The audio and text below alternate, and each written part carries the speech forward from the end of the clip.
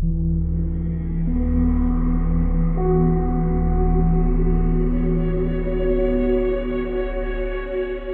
tal, amigos? Hoy tenemos un día muy especial, porque Emilio, Alejandro y yo queríamos tratar un tema importantísimo que ha salido en muchas conversaciones de las que hemos tenido con vosotros y con gente de nuestro entorno a la hora de hablar de la libertad colectiva. Recordad, cuando hablamos de el control del poder, ese estado de libertad colectiva de una nación, siempre hablamos de esa separación de poderes necesaria. Esa nación que, mediante los representantes que salen de dividir el territorio en unas circunscripciones de las cuales sale un representante para legislar en favor de su circunscripción, lógicamente salen las leyes que a su vez tendrá que respetar el gobernante, el que es el otro poder, el del gobierno, el gobernante y sus ministros. Y a su vez hablamos siempre de la necesidad de un poder judicial totalmente independiente que controle el juego de ambos. Bueno, pues el sistema que nosotros consideramos que es el adecuado a la hora de buscar la libertad colectiva lleva un proceso, un proceso que cada vez que comentamos exactamente qué es lo ideal, es decir, este sistema con separación de poderes, sin que los partidos cobren del Estado, tiene una forma de llevarse a cabo. Y todo el mundo dice, bueno, eso está muy bien, pero es muy difícil de llevar a cabo. Y estas semanas atrás, Emilio, Alejandro y yo decíamos, bueno, ¿a quién podemos llamar para poder debatir sobre esto y que nos aporten nuevas ideas que de algún modo clarifiquen cuál va a ser ese proceso? Y salió por parte de Alejandro, dice, yo conozco a uno, y además, ojo, no solo lo conoce él, yo también lo conozco desde hace mucho tiempo, Iván Ábalos, que se define, y además muy acertadamente, como un procurador de la libertad, que nos va a poder ayudar en todo ese debate. Así es que decidimos invitarle y lo tenemos hoy con nosotros. De manera que vamos a hacer una cosa. Primero voy a saludar a mi amigo Emilio Triviño desde Marbella. ¿Qué tal, Emilio? Muy buenas, Alberto, encantado de estar con vosotros. Un saludo, Iván. Y desde luego que con un eterno agradecimiento a nuestro invitado de hoy, a Iván Ábalos, nuestro procurador de la libertad, que desde La Rioja tiene a bien estar hoy con nosotros. ¿Qué tal? Iván, ¿qué tal? Muy buenas noches. Buenas noches, Alberto, Emilio, ¿qué tal? Pues un verdadero placer volveros a ver y volver a estar con vosotros y compartir esta tertulia tan básica en nuestro ideario. Sí, fíjate, a la hora de plantearnos cómo se produce o cómo se va gestando el cambio de un sistema a otro, es siempre importante tener en cuenta que a la hora de que si estás viviendo, como vivimos en España, en un sistema sin separación de poderes, recordad, los gobiernos, ahora mismo el de Pedro Sánchez o cualquier otro, elabora una lista de diputados que van a hacer las leyes. Si el diputado no legisla de la forma en la que quiere el gobernante, ese diputado ya no va a aparecer en las siguientes listas. De esta forma, es el gobernante el que tiene los dos poderes, tanto legislativo como ejecutivo, en su poder. Y por si eso fuera poco, ese mismo gobernante va a influir en el nombramiento de los rectores del Poder Judicial, que lógicamente van a ser quien, en el peor de los casos, puedan llegar a juzgar esa labor del gobierno. Bueno, pues cuando vemos el sistema que hay en España y de algún modo ya sabemos que hay otro mucho mejor que se puede implementar en el futuro, nos planteamos cómo hacer que ese proceso llegue. Y el primer paso es importantísimo y es clave, y es absolutamente condición sine qua non para que se produzca ese cambio. Y es dejar de apoyar el sistema en el que se está viviendo y que no es un sistema de control de poder y en el que no hay libertad colectiva como es el español. ¿Eso en qué se traduce? En la abstención, por poner un ejemplo, en la abstención. Claro, cuando a la gente le dices, ¿qué pasa? Que no votando se va a solucionar todo, pero si Pedro Sánchez, aunque solo lo voten 3, va a querer gobernar. Ya, pero fijaos, hay una diferencia enorme entre la legalidad de un gobierno que se ha elegido en función de las leyes y la legitimidad de ese gobierno en función de la aprobación global que tiene por parte de los ciudadanos. Iván, si en algún momento me quieres interrumpir, por favor, hazlo, me encantará. Bueno. Todo correcto. ¿Qué es lo que sucede? Cuando los ciudadanos dejan de votar, dejan de participar, sea cual sea el partido al que fueran a votar, se produce un fenómeno en el que el poder que sale de las elecciones en las que ha habido un apoyo cada vez más bajo es un poder menos legitimado. Y si nos ponemos a echar números, imaginaos que en lugar de votar un 70% de los posibles votantes, como sucede actualmente en España, imaginaos que votase solamente un 30%, pues a poco que haya varios grupos, varios partidos políticos por los que optar, nos encontraremos que probablemente el más votado pueda tener de ese elenco de partidos políticos un 30% de los votos, que si tenemos en cuenta que el 30% del 30% de partícipes es solo un 9% de todos los posibles votantes, nos empezaremos ya a dar cuenta de que cualquier gobierno en esa situación tiene los pies de barro. ¿Por qué? Porque eso lo decía Antonio García Trevijano, lo decía maravillosamente, decía, un gobierno sin legitimidad cae por el vuelo de una mosca. Y esa frase hay que entenderla muy bien, porque cualquier descontento social, cualquier manifestación, cualquier revuelta en la que la policía tenga que actuar y lógicamente se encuentre con que dentro de ese mismo cuerpo de policía, estoy poniendo un ejemplo, hay muchos miembros que están totalmente en desacuerdo con el sistema político que van a defender, eso en lo que deriva es en la caída de un sistema. Y claro, ahí viene un vacío mental que tienen muchos repúblicos y dicen, bueno, ¿y ahora qué? Bueno, pues para ese ¿y ahora qué? Tenemos aquí a Iván, que sabemos de buena tinta que ha reflexionado sobre ello y que nos puede dar muchas ideas a este respecto. Iván, el proceso que he expuesto más o menos te cuadra, ¿verdad? Sí, sí, es un proceso que cuadra, pero hay un vacío que no se puede llenar porque la libertad constituyente no puede ser libertad si depende de un programa previo de acciones perfectamente predeterminadas para elaborarse. La libertad constituyente es la conquista de la libertad, es la conquista de un hecho, es fundar el hecho de ser libres. La conciencia de lo que quieres y de serlo. Sí, la conciencia es de donde parte cada uno individualmente para llevar a cabo la acción de ser libres. La conciencia individual y la conciencia colectiva. Eso. Porque la verdad política es que yo no soy libre si el resto no lo son. Y esa fórmula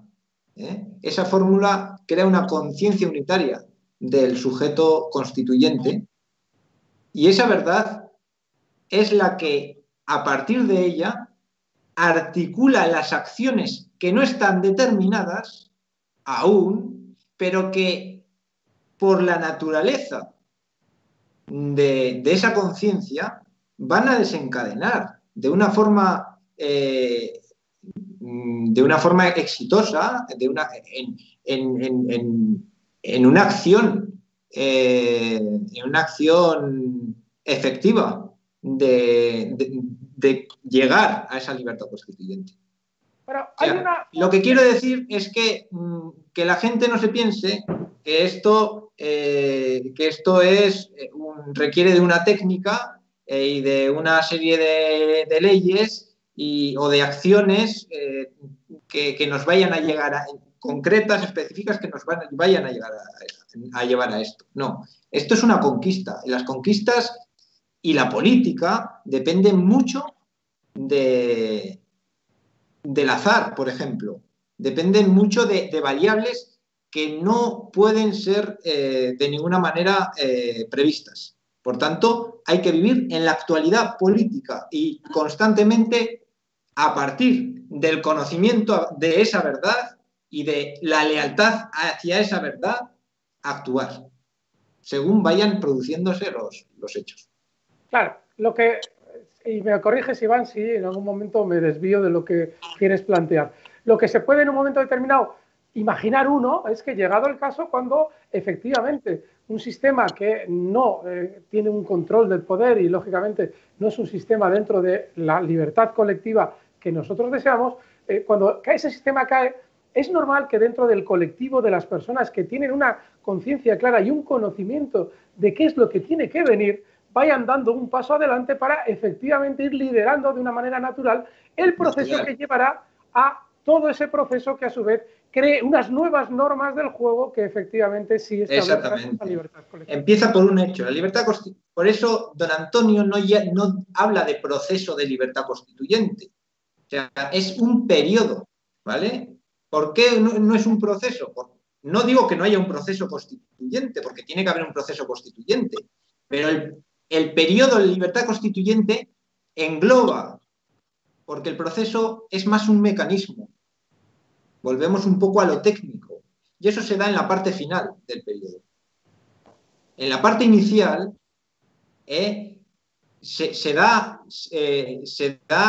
lo que se dan son hechos. Son hechos. Es una conquista. Por ejemplo, el acto de abstenerse produce una deslegitimación de un régimen. Y esa caída del régimen produce una apertura del periodo de libertad constituyente. Pero la apertura del periodo de libertad constituyente no significa que de repente uno proclama la apertura de libertad constituyente. Eso se da y posiblemente cuando se dé no se sea consciente en el momento preciso en el que se da. ¿Vale? Iván. Entonces, permíteme, Sí. cuando cae el régimen, por eso la abstención activa y consciente es la que la hará tirar, la abstención activa y consciente, no la abstención sin que haya una hegemonía cultural, sin ese conocimiento de lo que es el régimen y lo pernicioso que es.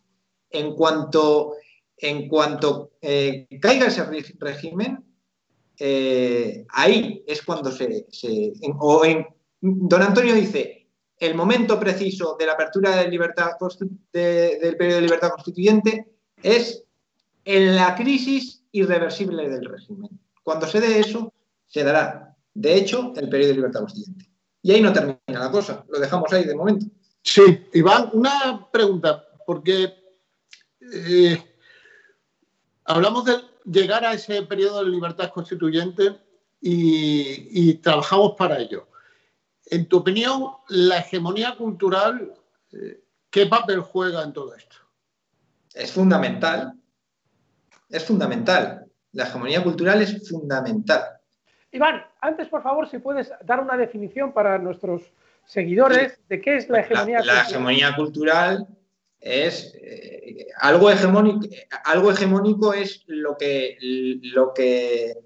el pensamiento o el concepto que se tiene de la política, de la situación política, de lo que es la libertad, de lo que debe ser el concepto hegemónico, el que pondera sobre el resto, el que no es algo que deba ser unánime, pero sí que tiene que ser el que pondera sobre el resto, el que está por encima del resto, el que marca la acción política.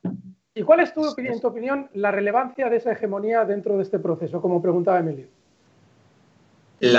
Pues es que es fundamental porque esa hegemonía es cuando se produce cuando hay un número de personas mayoritario que conocen la verdad política, y que por el hecho de conocerla se va a producir la acción política hacia esa verdad que conocen. O sea, es fundamental. Por ejemplo, la abstención activa, la abstención en Venezuela no funciona porque no hay hegemonía cultural de la libertad colectiva, pero ni siquiera de lo pernicioso que es el régimen chavista. Porque no hay que olvidarse que cuando en Venezuela se abstiene la gente es porque lo hacen defendiendo a la Constitución de Chávez que estaba el Maduro quebrantando, ¿vale? Se abstiene la gente en defensa de la legalidad del chavismo. Por tanto, el contexto cultural, esa hegemonía cultural, es la determinante a la hora de desencadenarse los hechos políticos. Y huelga decir que la Constitución de Chávez es otra aberración de las libertades. Es decir, si un pueblo realiza una acción política dentro de una hegemonía cultural en la que se está aceptando como válida una norma que no es reflejo de la libertad colectiva, estás muy lejos, pero que muy lejos de poder alcanzar una libertad colectiva. Claro, tú date cuenta que la Constitución de Chávez, como el franquismo o el régimen de partidos, o el propio gobierno de Maduro, parten del mismo paradigma político. Ese paradigma político es aquel en el cual la relación entre gobernantes y gobernados es vertical descendente, ¿vale? Los poderes constituidos son los poderes constituyentes, ¿vale? El periodo de libertad constituyente lo que trata, consiguiendo la hegemonía cultural, es invertir esa dirección para que sea horizontal y ascendente a la hora de constituir un nuevo régimen. Y sí, a mí me gustaría, siguiendo en esta reflexión de la hegemonía cultural, mandar un mensaje, porque la sociedad no podemos pretender que de la noche a la mañana o en 100 años todos nos hagamos personas doctas en política y sepamos en qué consiste con profundidad los resortes de la libertad política colectiva. Esa hegemonía cultural, ¿qué requisitos o qué debe enseñar y qué elementos o qué criterios de acción política debe tener la sociedad aprendida de esa hegemonía cultural, Iván? Para que, porque claro, son millones de personas, ¿no? ¿Qué hay que entender en esa hegemonía cultural para conseguir ese periodo de libertad constitucional? En primer lugar, las causas. Las causas de la corrupción. Las causas de la corrupción que nos indigna. ¿Cuál es la causa de la corrupción? La verdad política. Pues yo me imagino que bueno, lo sé porque os he visto que lo habéis explicado muchas veces. Sí. Es el conocimiento de la realidad política. ¿En qué basa? ¿Cuál es su base? Su base es el sistema electoral proporcional, que quien elige son los partidos. La base de la corrupción es la partidocracia. Es una oligarquía que está en el Estado y que está controlando absolutamente el Estado, la política, y se está beneficiando de nuestros impuestos y nos está además educando, porque los partidos también como elementos estatales educan a la población, influyen culturalmente en la población, ¿vale? Con la Constitución que nos hemos dado y todas esas cosas que se dan por hechas cuando Iván habla de oligarquías o grupos concretos de poder. Recordad lo que siempre comentamos. Los grupos económicos relevantes en España gobiernan mediante los partidos. Esa conexión de intereses, recordad lo de las puertas giratorias. Es decir, yo cuando estoy en el gobierno favorezco a determinados grupos económicos para que en el momento en el que mi carrera política termina, por ejemplo, me den un cargo en su empresa. Es decir, al final, da igual si el concepto es oligocracia o partitocracia, porque es exactamente lo mismo. El partido es el instrumento de la oligarquía para entrar en el Estado y aprovecharse de él a costa de los ciudadanos, mediante corrupción y mediante todo el fenómeno que acaba de explicar ahora Iván. Mucho más. Así es. Bueno, yo, si queréis, introduzco algún tipo de concepto, así, por ejemplo,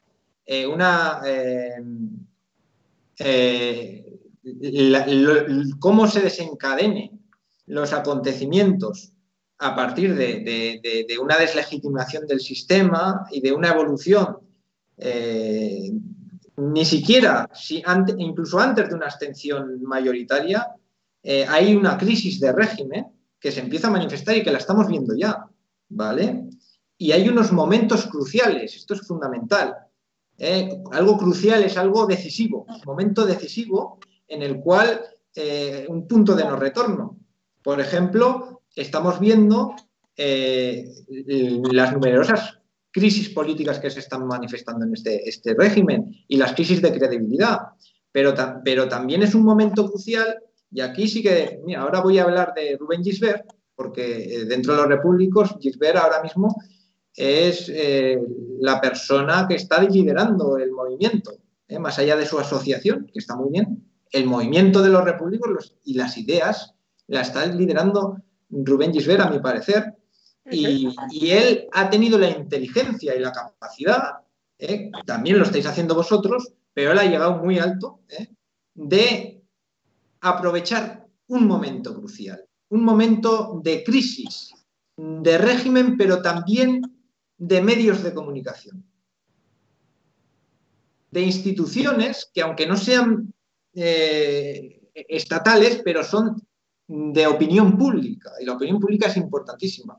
Entonces, una forma de llegar a más gente, lo que está haciendo Rubén Gisbert, es posicionarse dentro de una plataforma novedosa y que está subiendo y que viene a ser el futuro, como son las redes sociales y no tanto las redes sociales, sino como los medios digitales, ¿vale? Y que además no solamente sustituye a los medios de comunicación, porque los medios de comunicación en general sí, pero es que YouTube y todas estas plataformas de alguna forma están sirviendo para enseñar, aunque no te den un título de una carrera, se está aprendiendo, la gente está aprendiendo muchísimo a través de estas plataformas, cosa que la tele nunca consiguió hacer. Quizás y los libros, quizás los periódicos en sus buenos días también conseguían darte una formación, pero bueno, ahora son estas plataformas y ese posicionamiento en estas plataformas novedosas que vienen a sustituir a otras que se van a quedar obsoletas, y luego con este concepto de obsoleto me voy a quedar para luego, porque puede servir para hacer otras cosas. Estas plataformas, ese posicionamiento es crucial. Por eso la palabra crucial es fundamental. La acción crucial de Rubén Gisbert al posicionarse exitosamente en unas plataformas que vienen a ser la sustitución de los antiguos medios de comunicación y de otro tipo de cosas. Unos días atrás, en un programa anterior, animábamos a todas las personas que nos vean que a su vez también vayan al canal de Rubén, porque está haciendo un contenido fantástico, además se lo trabaja un montón, y sobre todo dentro de lo posible que hagan su aportación, no solamente vía comentarios para mejorar el posicionamiento de Rubén. Cuando los hacéis aquí nos encanta y los agradecemos mucho, pero también hacerlos en el canal y en los vídeos de Rubén.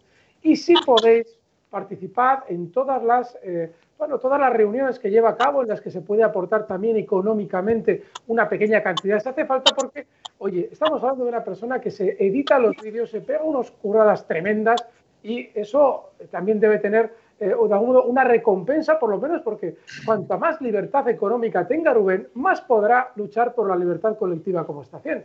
De manera que os emplazamos de nuevo a que, efectivamente, tal y como ha dicho Iván, contribuyáis un poquito a vivir ese liderazgo que está llevando a cabo Rubén Gisbert al respecto de la lucha por la libertad colectiva. Y una cosa sobre contribuir, no es contribuir a la persona, sino es contribuir a ese flujo de información, ese flujo cultural que ahora lo vehicula Rubén Gisbert, pero que sirve para expandir las ideas y que a cuanta más gente llegue mejor, porque puede crear más Rubén Gisbert. Además, no solamente en las plataformas específicas que utiliza, sino que esas personas pueden hacer acciones cruciales en otras cosas. Quizá tengan capacidad de influir en la universidad. Claro, es eso de ganar hegemonía cultural, ¿no? Ese aporte que ha hecho Rubén Gisbert, que es efectivamente enorme a la hora de dar entrada a miles de personas con su programa y acercar a esas personas a los conceptos elementales, ¿no?, del pensamiento de don Antonio y de libertad política colectiva. Permitidme que insista sobre lo de la hegemonía cultural. Entonces, ahora mismo, ¿qué hegemonía cultural rige? La de la oligarquía, ¿no? Ahora mismo tenemos la hegemonía cultural impuesta por los canales públicos de televisión, de radio, locales, autonómicos, nacionales, internacionales, ¿no? Porque sí, pero la dirección es cuesta abajo, ¿eh? Vale. La dirección es cuesta abajo. Y con nuestras ideas o sin nuestras ideas, la política tal y como la conocemos hoy, el régimen político, yo creo que está ya sentenciado de muerte. Por tanto, ahora hay que aprovechar el momento. Es un momento crucial, volviendo al tema del momento crucial, es un momento crucial donde hay una crisis de régimen tremenda. Entre ellos, si ya no hay consenso, si es que el consenso ya no existe, entre ellos se están eliminando, se están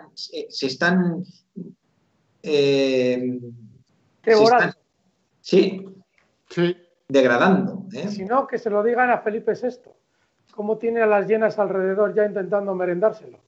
Ni más ni menos, claro. Entonces, bueno, incluso, claro, ante ese descrédito va a llegar un momento en que la gente ya se hastíe y posiblemente deje de votar. Posiblemente, no tiene por qué, pero posiblemente, aunque no conozcan, lo que pasa es que hace falta una hegemonía cultural para derribar el régimen. O sea, que la gente no se abstenga porque no le gusta a ninguno, sino que no se abstenga porque vea que las causas de su indignación no es que no exista un partido específico acorde con cómo tiene que gobernarse, sino que es imposible, puesto que las bases del régimen lo imposibilitan. Entonces, ese conocimiento es crucial. Y eso yo creo que ahora mismo es lo que hay que difundir. La abstención es la conclusión, es un añadido y es imprescindible. La abstención es imprescindible. No es una estrategia la abstención, es un acto puntual en un momento dado, que cuando es masiva, lo que hace es deslegitimar el régimen. Y cuando es masiva y consciente de la realidad política. Entonces, una vez que se deslegitima el régimen, ahí ya se entra en una crisis irreversible, y en el momento en que se entra en una crisis irreversible, ya hay un periodo de libertad constituyente, aunque aún se amparen en la legalidad, pero la crisis es irreversible. Permitidme una pregunta, esto que acabas de decir. ¿Cuáles son los enemigos? Sabemos que ahora mismo los titulares del poder son los enemigos naturales y evidentes, ¿no? de esa libertad a la que aspiramos nosotros. Pero ¿qué enemigos, qué amenazas acechan en ese camino que buscamos nosotros? Los reformistas. Vale. Esos son, ya te lo digo ahora mismo. Perdona por haberme metido yo. Sí. Yo no veo una crisis los reformistas. Para mí, los reformistas es una cosa lógica que tiene que pasar. Y Trevijano ya cuenta con que se intentará desde el poder reformar para de alguna forma legitimarse, pero esa propia reforma va a desencadenar en una mayor crisis del régimen.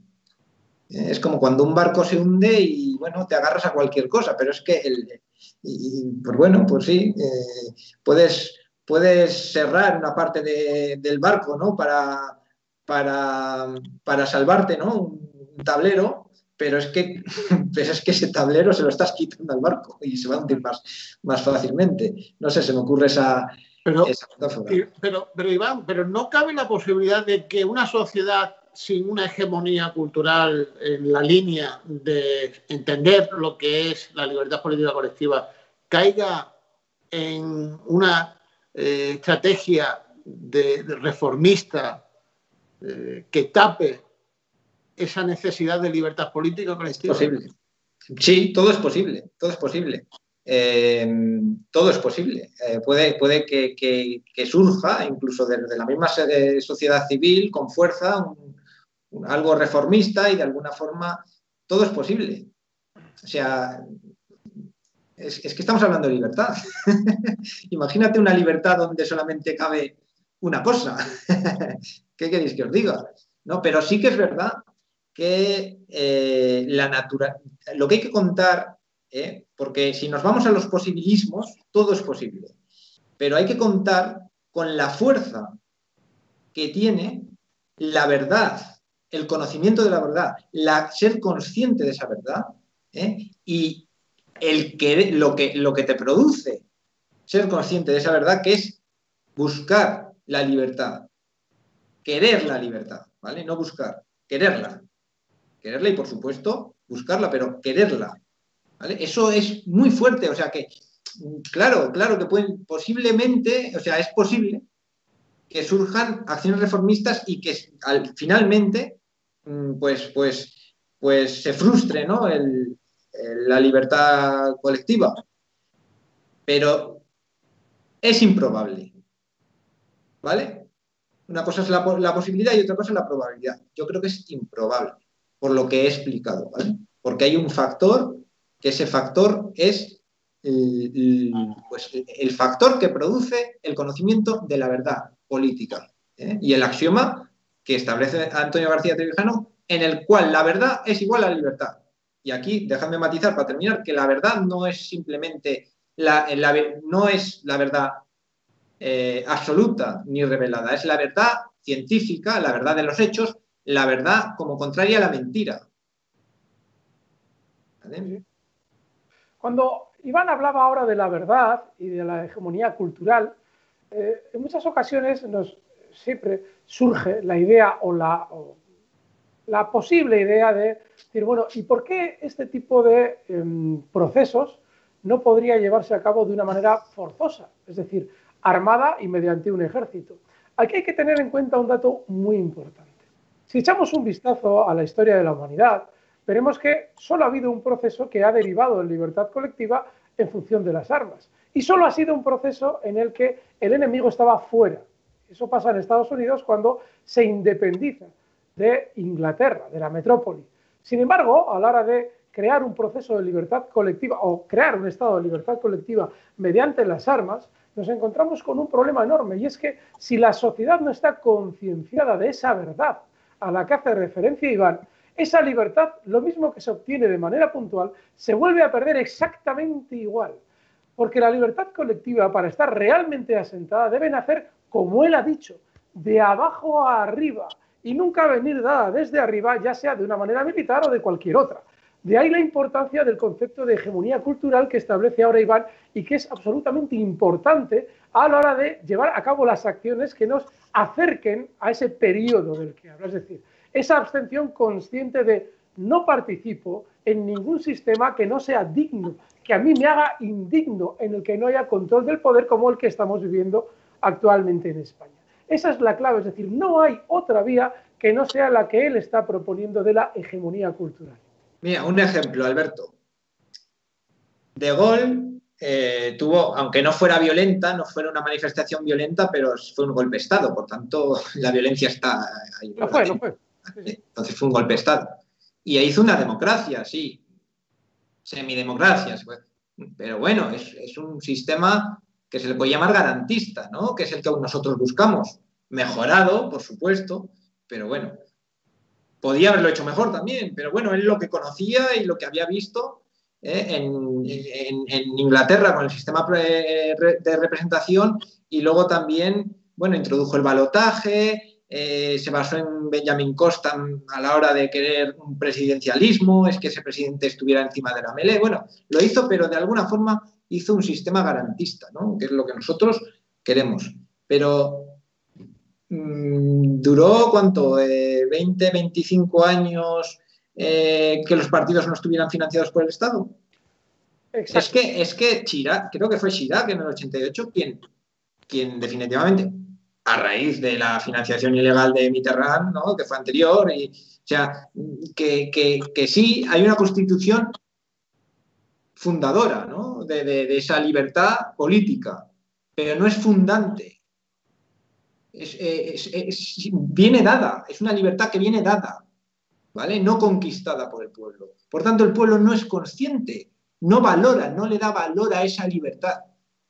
No le da valor, no es capaz de diferenciar entre el derecho a la vivienda digna y entre las reglas del juego de la democracia.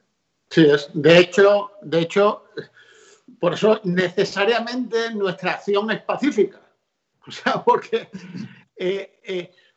la contrapartida del pacifismo de nuestra acción está en que es que necesitamos a la nación entera.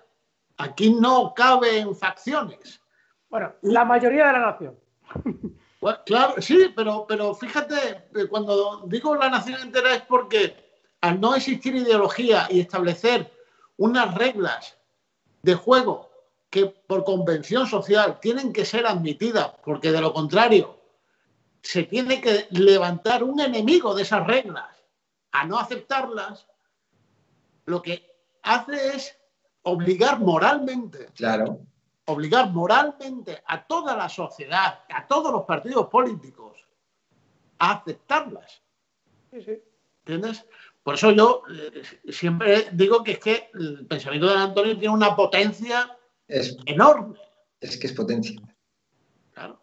Es que es una potencia, no está en una ley, es potencia, es una cosa que no tiene un control, que no se puede definir, no se la puede encorsetar, es... Sí, son ideas fuerzas que él también utiliza.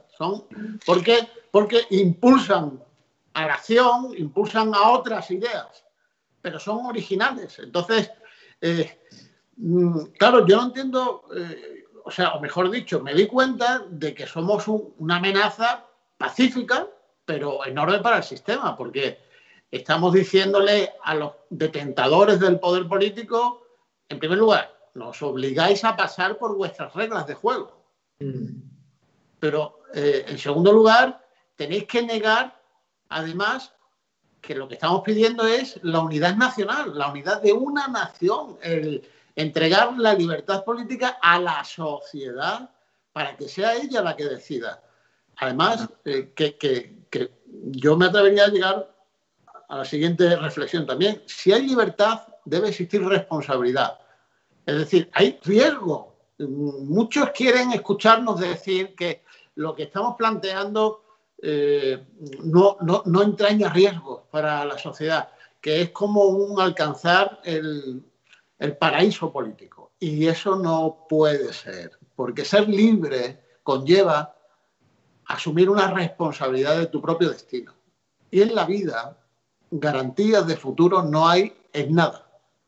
Y cuando asumes una responsabilidad, eso lleva implícito que hay una posibilidad de que sea de una forma o de otra. Claro. Pero también quiero recalcar de que esa posibilidad no... Por eso me he referido antes, que desde un punto de vista posibilista todo es posible, pero hay una potencia, lo que tú has dicho, Emilio, que de alguna forma no es que te asegure, no es que te dé una seguridad plena, pero que va en una dirección en la que de una forma bastante probable se llegue a... Sí, porque es una coherencia natural en el planteamiento, ¿entiendes? Hay una coherencia.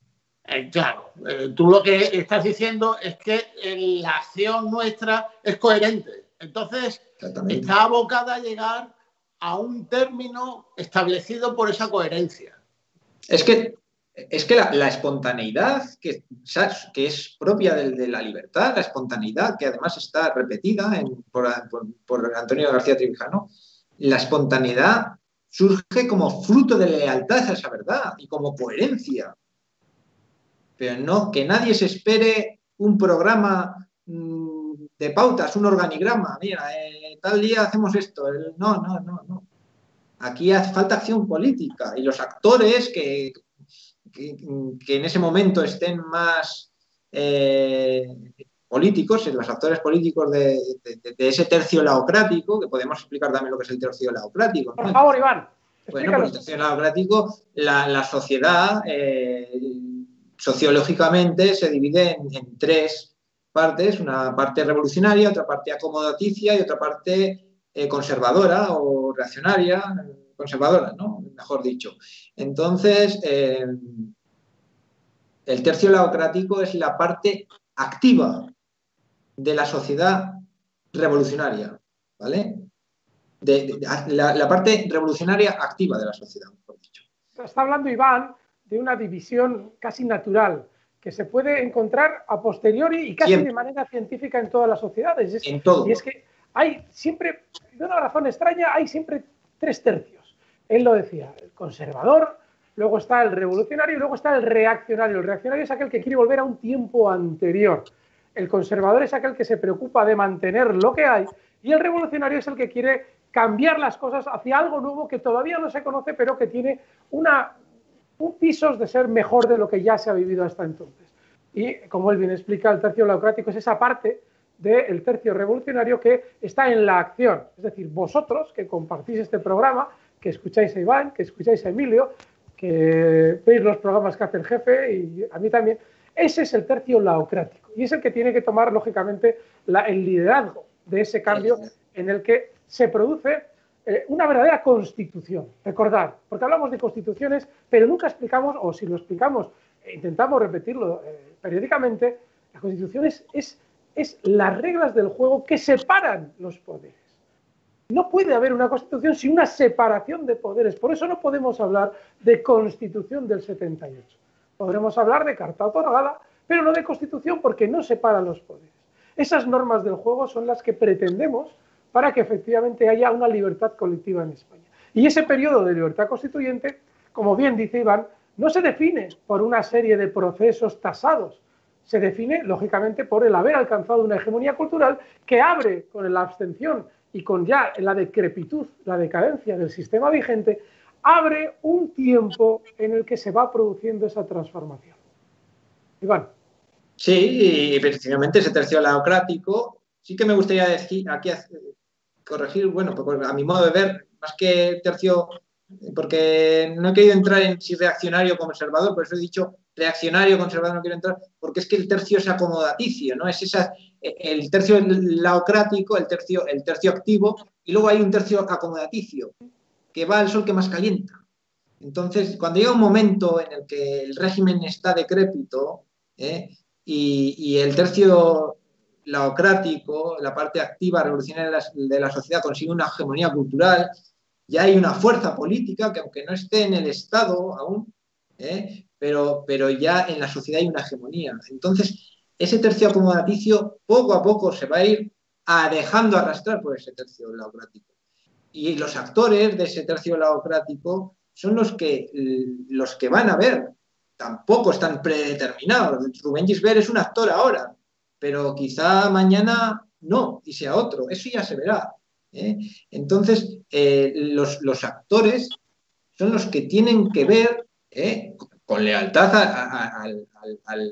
a la meta que perseguimos, qué acciones tomar, qué acciones políticas, la inteligencia. Y de hecho, lo que va a hacer que unos resalten o tengan más liderazgo que otros en la acción política va a ser la visión que tengan a la hora de concretar acciones políticas efectivas hacia la libertad política.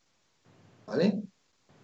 Va a crear un mercado, vamos a decir, va a hablar un poco económicamente, me puedes corregir aquí, va a crear un mercado, ¿no? Porque va a haber una hegemonía cultural y las personas van a ver que lo que está bien, lo que hay que perseguir es la libertad política colectiva, ¿vale? Entonces, las personas que mejor lo hagan para conseguirlo, esas personas van a tener notoriedad. Por tanto, no hay que preocuparse tampoco de que alguno quiera cambiarse de bando o de traicionar, porque lo que importa es la conciencia, ser conscientes de la verdad política.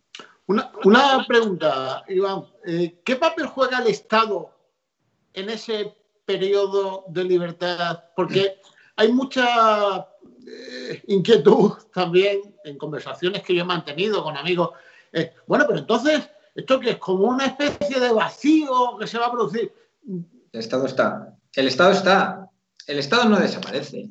Lo que se intenta es hacer caer el régimen de poder, ¿vale? Pero el Estado sigue. la parte administrativa del Estado va a seguir funcionando, la policía va a estar ahí, la administración va a estar en general ahí, el ejército va a estar ahí por si vienen a invadirnos, yo qué sé. Igual incluso estaría mejor labor. Es que, si a Marruecos se le ocurriese a Marruecos conquistar Perejil, igual el ejército, sin la partidocracia allá bloqueando los intereses nacionales, igual hasta funcionaría mejor. Bueno, hay un ejemplo, no sé si recordáis, que es muy descriptivo de lo que está diciendo Iván, que fue durante esta temporada en la que no se llegaba electoralmente a encontrar un gobierno, y estuvimos en España un montón de meses sin gobierno en teoría, y las cosas parecía que funcionaban muchísimo mejor. Pero si es que lo bueno del Estado, y además por lo que se define, es la reacción automática. Pero si el Estado funciona por sí mismo automáticamente, si es un artefacto técnico, o sea, el Estado es malo, pero bueno, hay cosas buenas del Estado. Y eso es. Yo diría, Iván, que el problema que tiene el Estado es cuando está en manos de una oligarquía o de una tiranía. Ese es el problema del Estado. Si no, es una herramienta fundamental para una el Estado es potencia, ¿no? Tiene la potencia, no tiene un poder, porque es pura potencia ejecutiva y jurídica también. Entonces, lo que hace la separación de poderes es transformar la potencia en poder, ¿vale? Controlas el poder, lo separas los poderes y por tanto transformas esa potencia en poder. Vale, eso es. La diferencia entre potencia y poder que está estableciendo Iván es que potencia es el poder sin control, y el poder en sí mismo ya es una fuerza controlada. Perdona, Iván. Sí, eso es. Esa es la forma republicana. Cuando la república coge forma, es eso, la separación, las instituciones separadas. Esa es la forma republicana. La forma republicana, perdona que te interrumpa, de la frustrada Revolución Francesa, como decía don Antonio, se identificaba en la policía, en el orden público. Nosotros no la identificamos en eso. Nosotros la identificamos en la separación de poderes. No.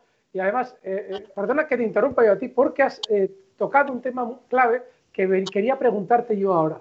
Porque cuando se habla de formas de Estado, en muchas ocasiones quizás el conocimiento general confunde gobierno con Estado.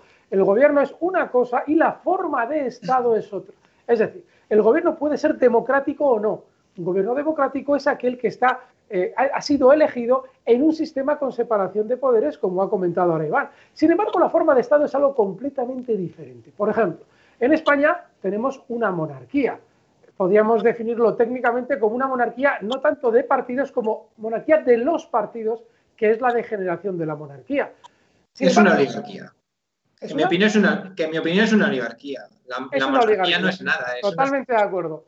Pero la denominación técnica, existiendo un rey, teóricamente es la de monarquía. Bien. No, tiene su importancia porque es el jefe del ejército. Nominalmente sí. Pero de forma práctica no. Ni un estado de excepción controlaría el rey. Ni un estado de excepción. Ya, pero hay un problema, y voy a explicar el porqué del concepto de monarquía importante en esta oligarquía. Y es que el rey en España, Juan Carlos, el rey nombrado por Franco, fue el que catalizó toda esa corrupción oligárquica durante los últimos 40 años hasta que abdica.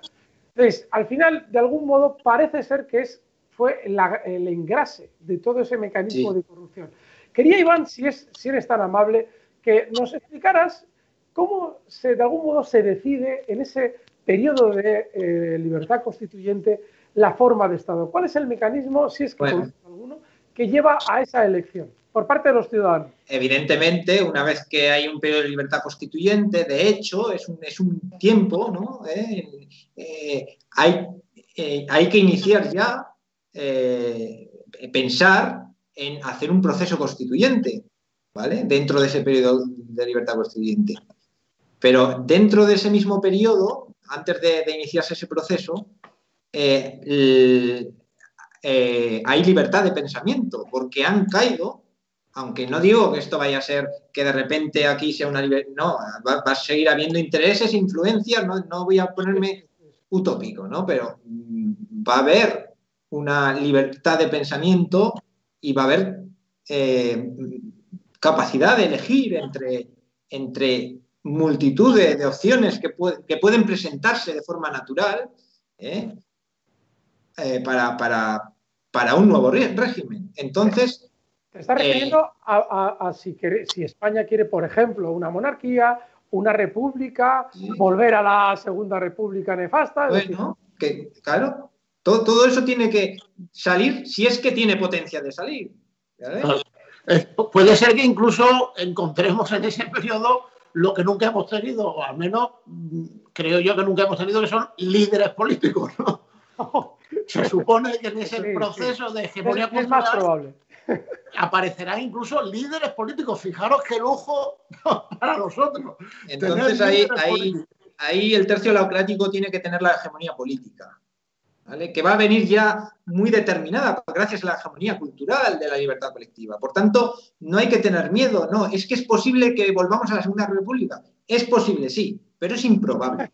Es improbable, de verdad, lo digo. Es muy...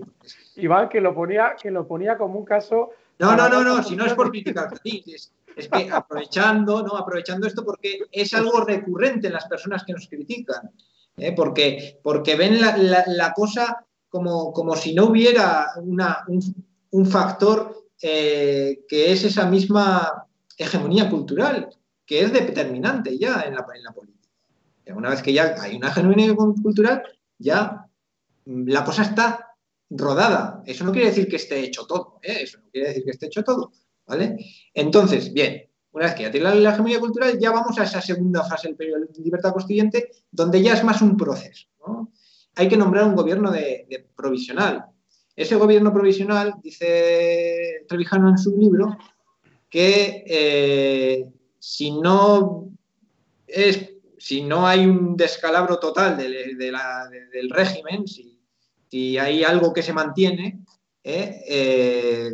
pues perfectamente puede ser estar presidido por el presidente del Tribunal Supremo, otro tipo de instituciones básicas que nunca deben ser ni la legislativa ni la ejecutiva, ¿vale? Entonces, pero en el caso de que caiga por todo porque está todo podrido y no hay decencia en ninguna de las cosas, ¿no? Entonces, bueno, pues habrá que hay personas, hay que pensar también que va a haber personas influyentes, económicamente hablando, en el mundo de la cultura también, de intelectuales que también suscriban nuestro discurso y que puedan de alguna forma formar un gobierno provisional, simplemente para mantener lo mínimo, ¿no? de gobierno que es necesario. Mantener también cierta seguridad a nivel internacional. Ese gobierno provisional, además, es quien tiene que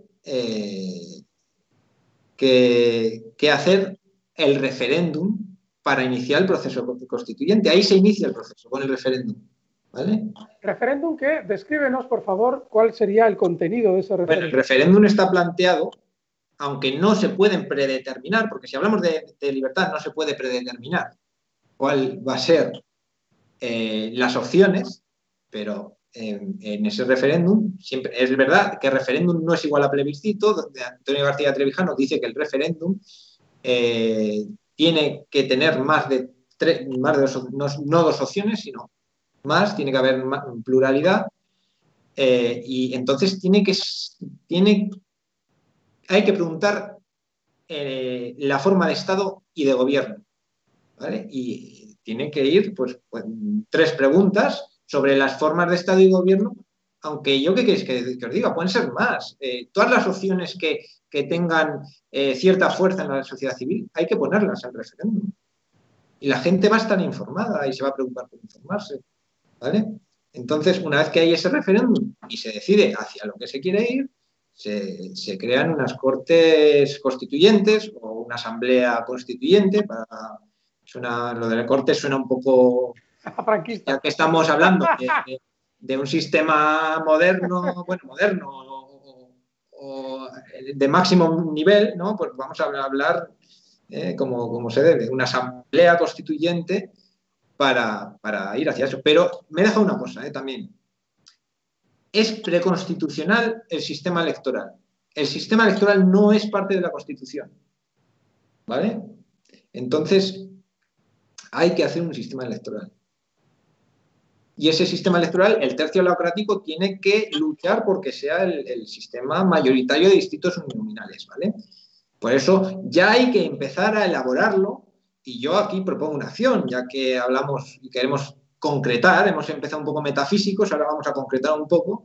En Demos, antes hablo de Rubén Gisbert, hay otros repúblicos muy buenos amigos, Demos, como Demos, que están haciendo un mapa de distritos que se puede utilizar, que aunque no tenga vigor, porque no te vas a poner a legislar si ahora mismo está la partidocracia legislando, pero ya se puede empezar a actuar en función a ese mapa, a mostrar a la gente lo que sería el sistema electoral, e incluso igual se puede crear ya una estructura que aunque no tenga vigor a la hora de legislar, pero sí que puede de alguna forma estar ahí, preparada para en un momento dado poder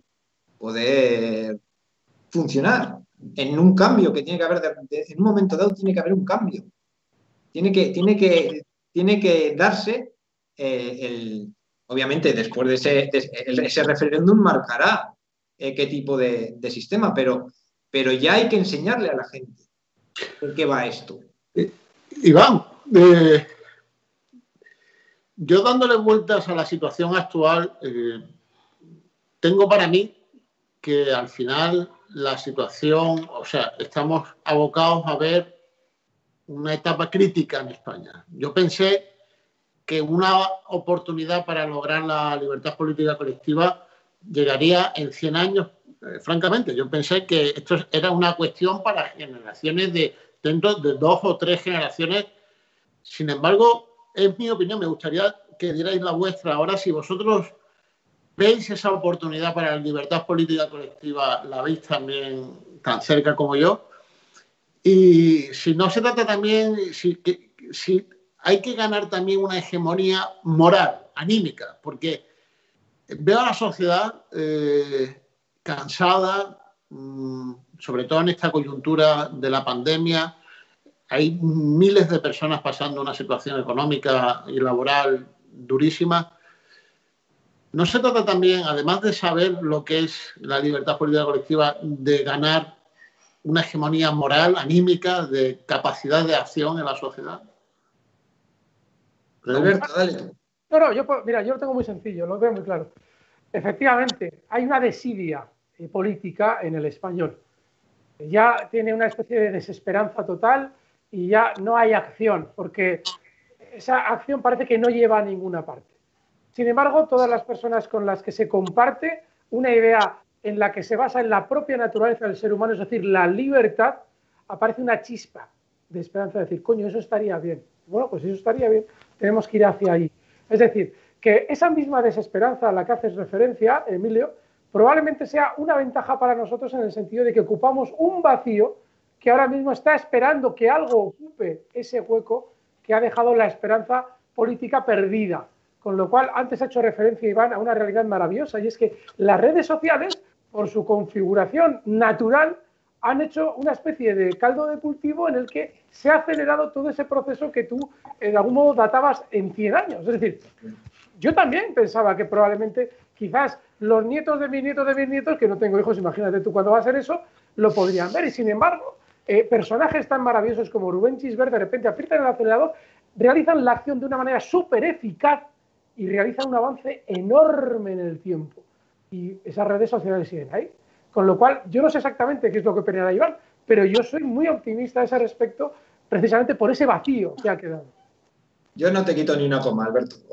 Pienso tal cual. Vamos, es que esa situación anímica es porque esas personas, hombre, evidentemente el estar mal económicamente, anímicamente te deja mal, pero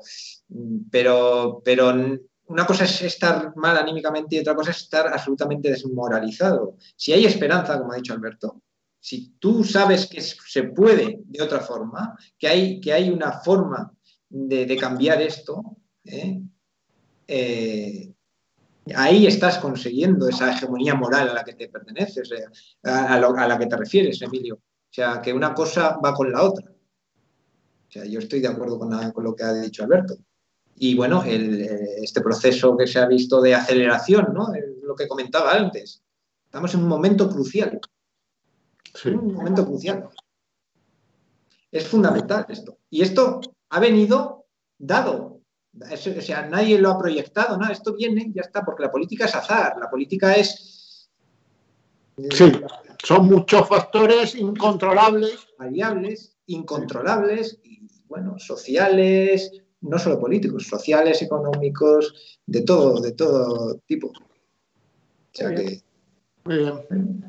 Bueno, Iván, ¿hay algún aspecto que tú, de ese periodo de libertad constituyente en el que ya has empezado a esbozar el proceso, cómo sería, ¿hay algún aspecto más que te gustaría comentar? A ver, cronológicamente, Iván, fue el referéndum. Bueno, el referéndum... Forma de Estado. Vamos avanzando, la forma de gobierno y de Estado que se decide. Vamos a decir que se va a decidir probablemente la libertad política colectiva por lo que he comentado antes. Asamblea Legislativa. Hay que convocar, el gobierno provisional tiene que convocar una asamblea a cortes, o sea, constituyente, una asamblea constituyente, con representantes constituyentes. Y ahí es donde tiene que empezar ya. Empezar el final del proceso y el final del periodo para definitivamente concluirlo en una república constitucional. Pero en esa república constitucional, vuelvo a decir, incluso habiendo salido el referéndum de una república constitucional, la Constitución tampoco se puede escribir. Venga, si sale este referéndum, la Constitución tiene que ser esta, ¿no? No. En esa asamblea habrá muchas cosas que se pongan sobre la mesa. Yo no sé si esa Constitución va a llevar a rajatabla la teoría pura de la República Constitucional o va a entrar en otros aspectos que bueno, yo qué sé. Por ejemplo, el Consejo de Legislación, no sé si va a entrar, yo no lo sé. No lo sé. La idea está ahí. Estamos hablando de libertad. Claro. Estamos hablando de una asamblea constituyente. Hay que deliberar. Lo que tengo claro y lo que tengo seguro es que en esa deliberación de la asamblea constituyente y en esa decisión que se tome finalmente se hará en función a la verdad política que anima a la libertad política y se hará para conseguir el fin mejor para todos, con esa conciencia unitaria del sujeto constituyente. Eso es lo que yo creo que se hará, ¿vale? Por la naturaleza de la acción que nace del periodo de libertad constituyente. Es decir, o sea, es así, es la fuerza que tenemos nosotros es esa. Y es una fuerza para nada desdeñable. Absolutamente. Y de esa deliberación, de ese debate, que es muy importante, ese debate, esa deliberación, sin dar por hecho que algo debe ser de una manera o de otra, ¿surgirá ese teórico texto constitucional o esas normas del juego que regirán esa república constitucional de la que hablas?